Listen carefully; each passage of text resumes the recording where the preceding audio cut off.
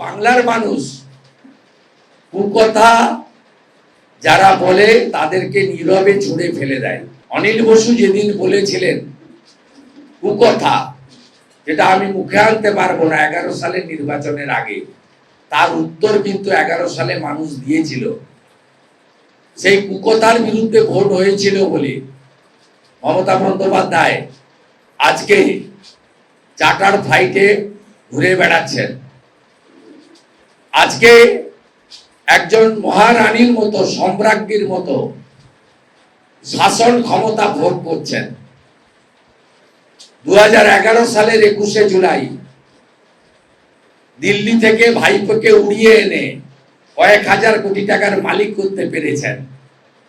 তাই এই কুকথার উত্তর 8 মাস পরে বিধানসভা নির্বাচনে বাংলার জনগণ দেবে।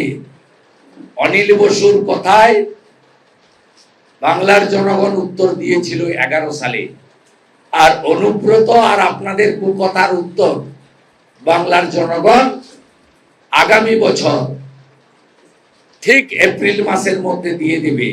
আগামী বছর এই সময় আপনারা প্রাক্তন হবেন এবং অনেকেই জেলে থাকবেন।